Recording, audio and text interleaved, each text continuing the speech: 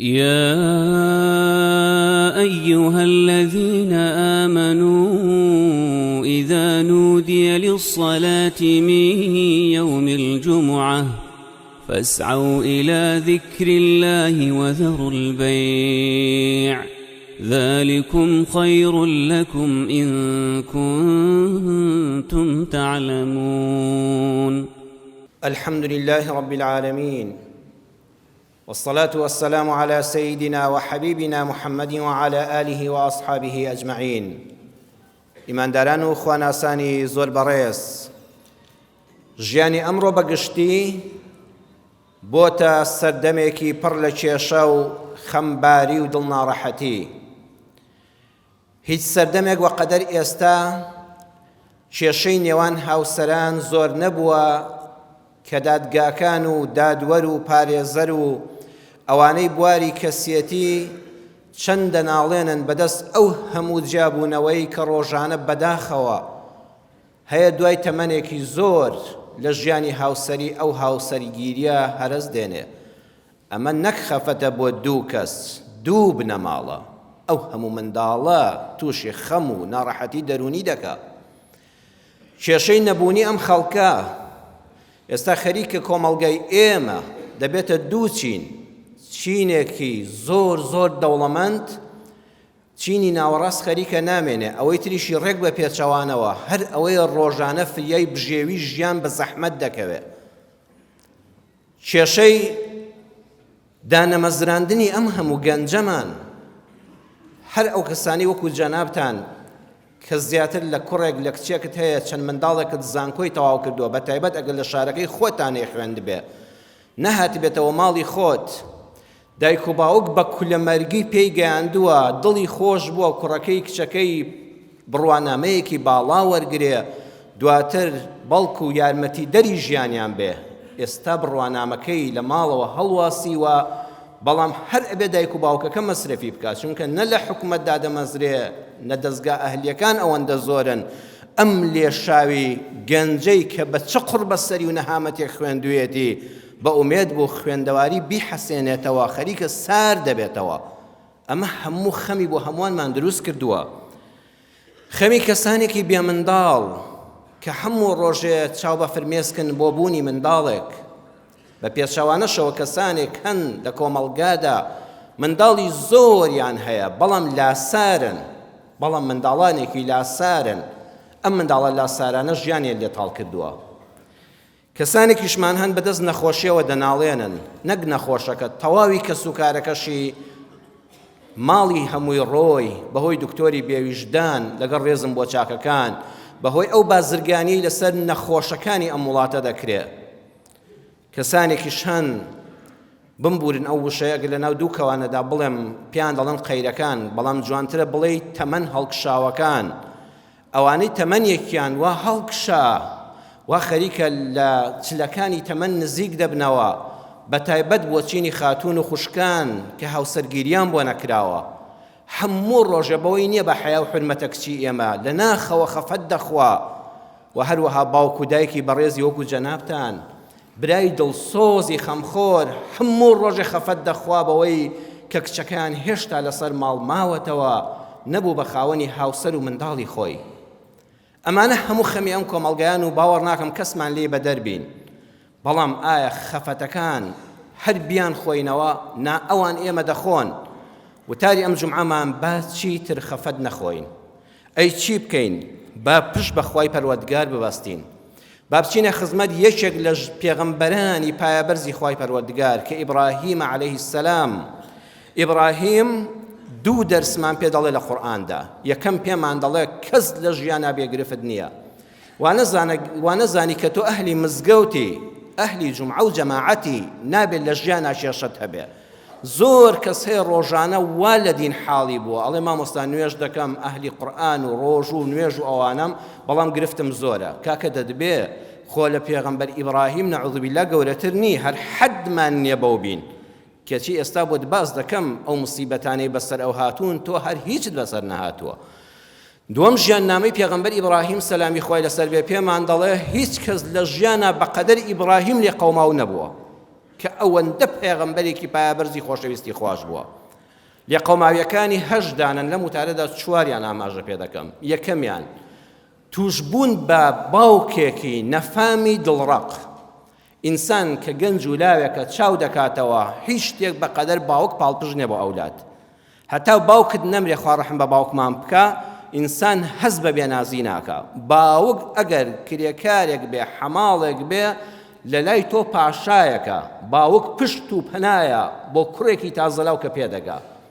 بەڵام ئیبراهیم لە سۆزی باوک بێبەشە، تەنها لەبەر ئەوەی 4 جار دەڵێ باوە یان دەستت ماز دەکەم، بابە شیرین و لەسەر چاوانم، واللهی پەرۆشی تۆمە، ئەم بتەی تۆ بۆ خۆت وا خەریکی دروستی دەکەی، ڕۆژانە کاتی خۆتی بۆ تەرخان دەکەی و لێی دەپاڕێەوە، ئەمە هیچی بەدەست نییە. پێی دەڵێت لە ئەرجومەنەکە وەهجورنی مەلیە لە سوڕەتی مەریەم ئاەتی 46. ئەگەر لەسەر ئەم قسە نابەجیانت ئیبراهیم واز نەهێنی بەردبارانت دەکەم. واللهی تۆ زلێک لە مناڵەکەت دەدەی قەت لە دڵت دەرناچێ، ئەوەندە ڕقم لێت دەبێتەوە ئیبراهیم ئامادەم بەردبارانت کەم، بتخەمە ژێر بەردەوە بڕۆ چاوم پێت نەکەوێتەوە و نەیتەوە بەو ماڵەدا. جاوەرە تۆ کوڕێکی ئەوەندە ساڵح بی، ئەوەندە دڵسۆزی باوکت بی، باوکت لە ماڵەکە دەرت بکاتە دەرەوە. ئەنجاڵی بە تەمای خزم و کەسوکارێکم، بەڵام بەداخەوە خزم و کەسوکاری ئیبراهیم بەگشتی یەک جوامێریان تێدا نەبووە، یەک پیاوە کە لوتی برازای بووە. هەر هەمویان کۆمەڵە خەڵکێکی نەفامی بێعەقڵی دڵڕەقی بێوەفا، کاتێکەوە پێیان دەڵێ قەومەکەم ژیر بن، واز لەم بتپەرستیە بێنن، ئێوە ئەڵڵا دروستی کردوون، هەر هەمویان سەیری تەعبیرەکانی قورئان کەن. قالوا حرقوه وانصروا آلهتكم سوڕەتی ئەلەنبیا ئاەتی 68. بە تێگڕا قالوا یەک کەسی خزم و کەسوکاری خۆی نەبوو ئیمزا لەسەر ئەمەنەکە، وتیان حرقوه. هەموو جا پێتان دەڵێم سەیری وردی کەلیمەکانی قورئان کەن، خوا ڕێک قسەکەی ئەوان دێنێتەوە. لە زمانی عەرەبیدا دەبوو بووتە ئەحریقوه، بیسووتێنن. ئەحریقوه لەگەڵ حەرریقوه فەرقی چییە؟ ئەحریقوه یعنی شتێک دەتەوێت بیسووتێنی و کۆتایی پێبێنی. جلو و بەرگێکە کۆنە، کتێبێکە کۆن بووە، دەتەوێت لە ناوی بەری ئاگرێکی پێوە دەنێ، ئەمە ئەحریقوه. بەڵام حەرریقوه یعنی بیکەن بە پندی زەمانە، بۆیە نەک هەر ئاگرێکی پێوەنێن و بسووتێ، گەورەترین ئاگری بۆ بکەنەوە، گەورەترین ئاگری سەردەمێک کە کرابێتەوە تا ئێستاش دووبارە نەبووەتەوە بۆ ئیبراهیم کراوەتەوە، هەموو خەڵک تیا بەشداری کردووە. تەنانەت هەبووە گۆچانەکەی دەستی خۆی، گۆپاڵەکەی هێناوە خستوێتی سەر ئاگرەکە، وتوێتی من کە پیر بووم کۆڵە چیلکەودارم پێ نایە، با گۆچانەکەی خۆم فڕێدەم، هەر تۆزی ئاگرەکە خۆش دەکا باشترە. وەکو ئەمڕۆ چۆن هێرش دەکرێتە سەر کەسێکی پاک لە فەیسبووکەوە، دەڵێ با منیش کۆمنتێکی هەر تێکەم، خۆ ئەوەندەم دەسەڵاتە. یعنی با بیکەن بە پند، حەرریقوه ئیبراهیم بکەن بە پەندی زەمان، زەلیلی بکەن. وانصروا آلهتكم خوایەکانتان سەرخەن.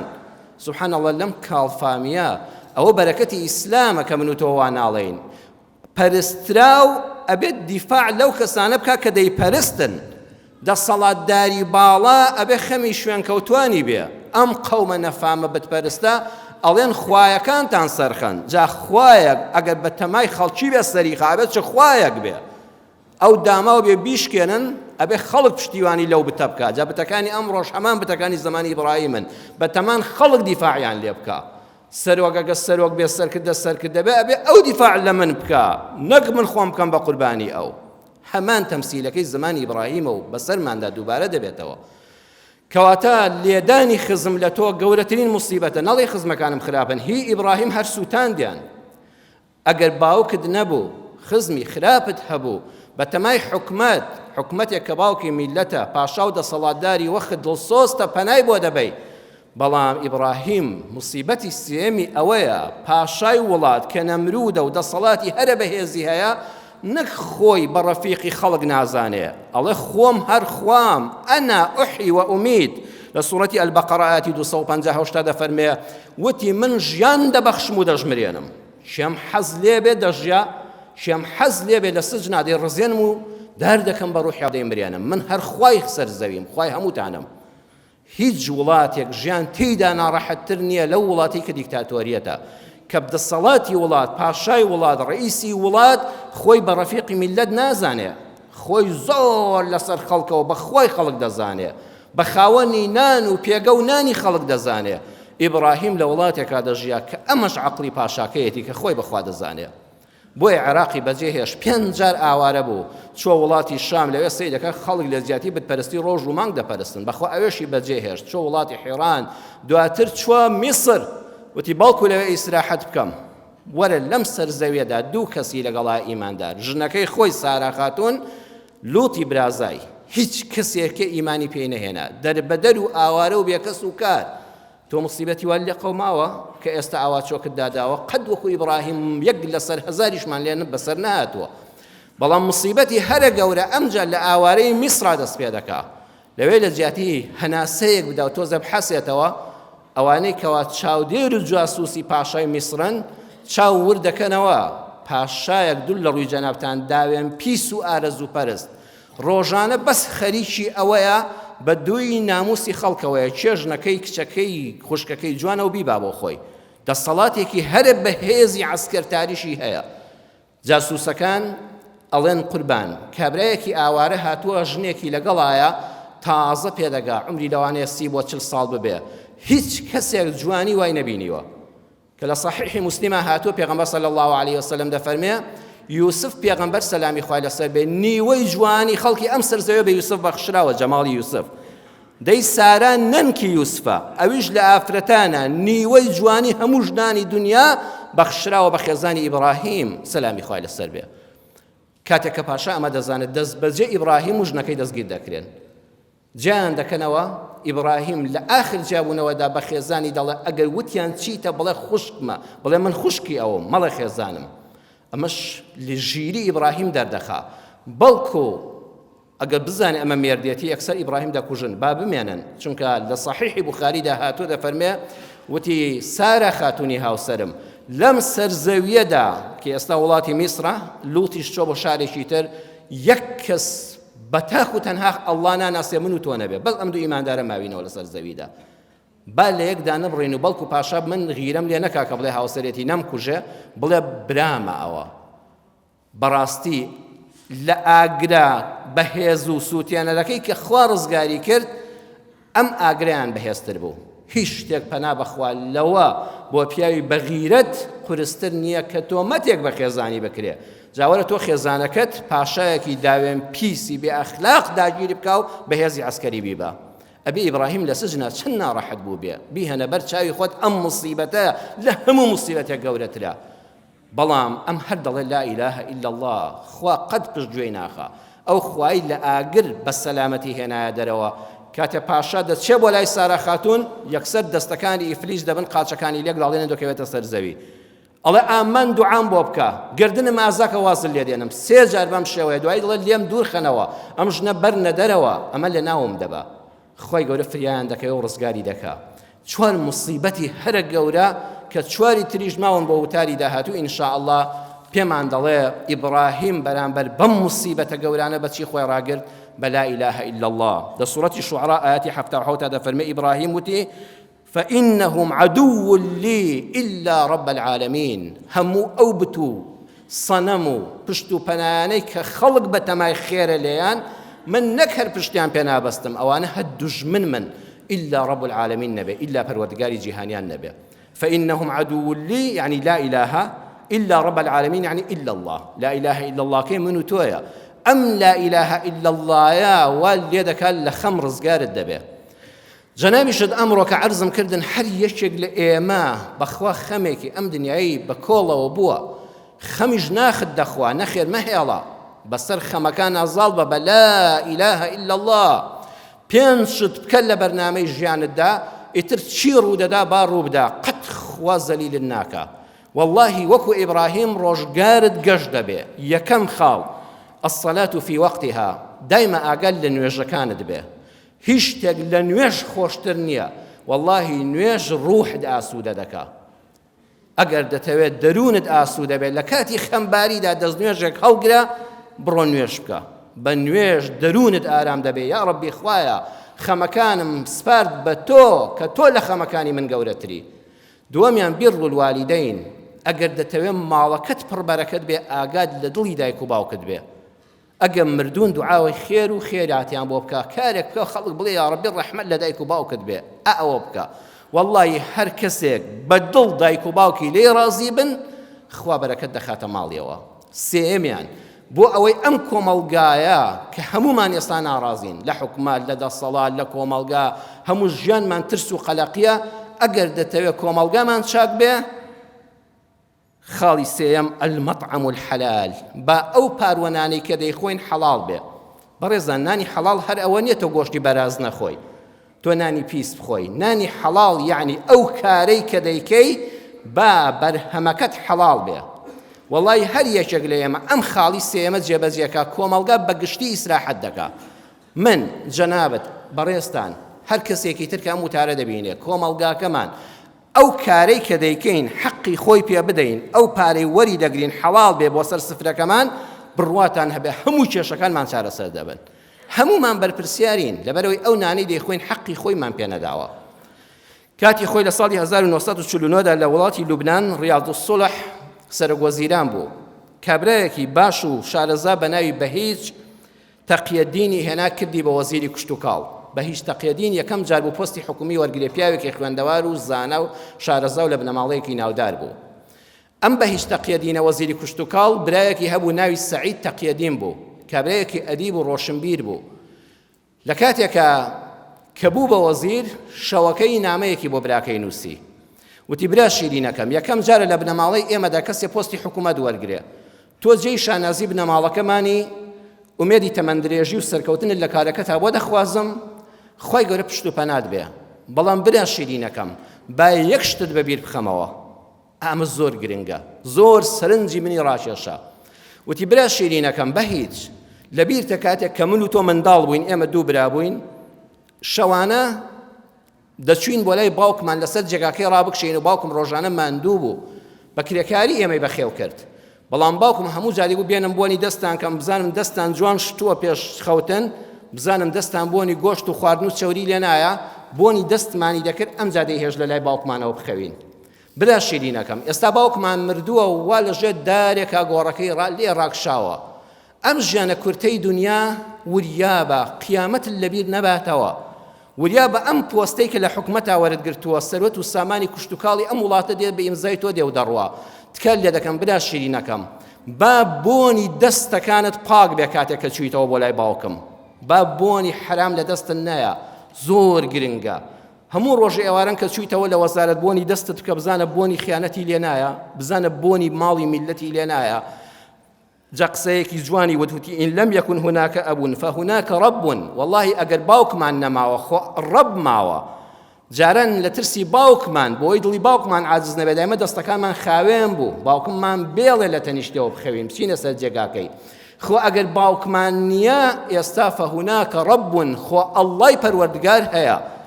با بە دەستی خاوێنەوە بچینەوە حزوری پەروەردگار.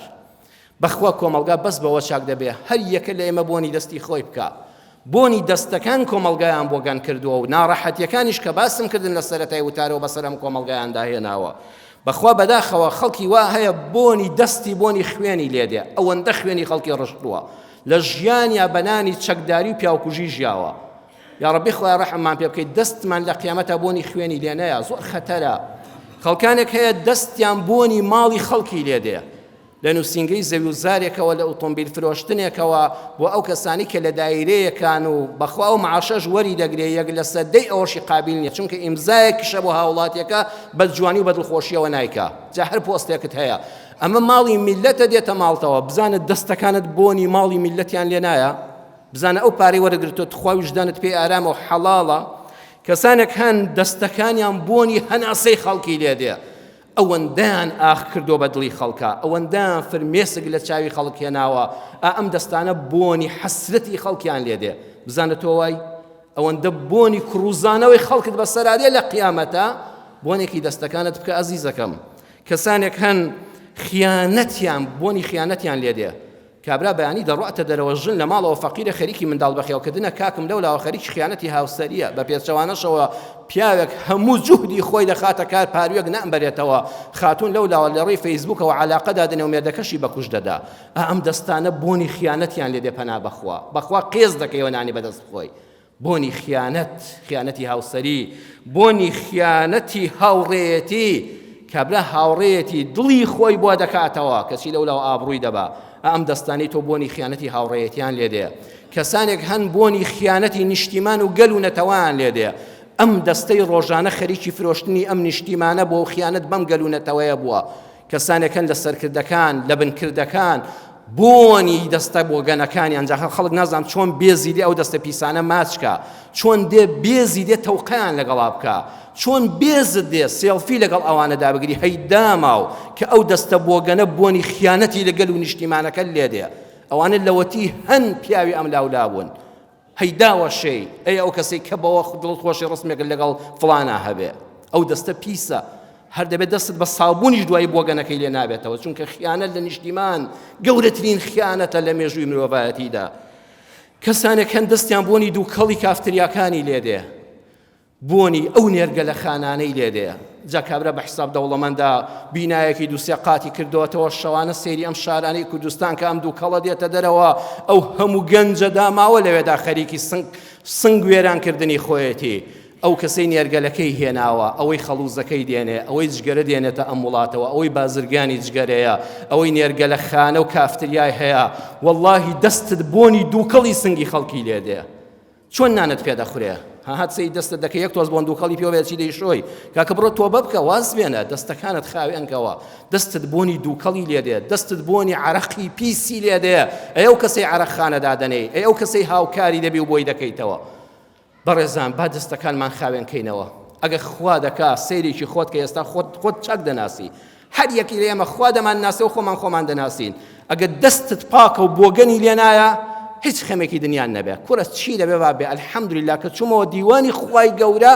سوپاس بۆ خوا دەستم بۆنی پاکی لێدێ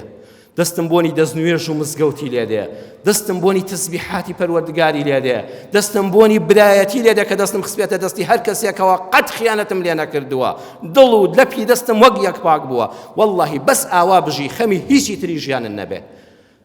خاڵی کۆتایی چوارەم بەردەوام بە زیکر و دوعا لە بەسەر دەمت بێ بەردەوام خوا لە یاد مەکە پێنجەم خاڵ و کۆتایی وتارەکەم ئەوەیە عەزیزەکەم با لە بەینی خۆت و خوادا بەینەکە و بەین الله عمل صالح لا يطلع عليه أحد با کارێکت هەبێ لە نێوانی خۆت و خوادا بەس خوا پێیزانی بێ ئەمڕۆ زۆر بەمان ماڵوێرانی ئەوەین کاری جوان دەکەین خێر دەکەین بەڵام دەبێت ڕسمێکیش لە فەیسبووکا بڵاوکەینەوە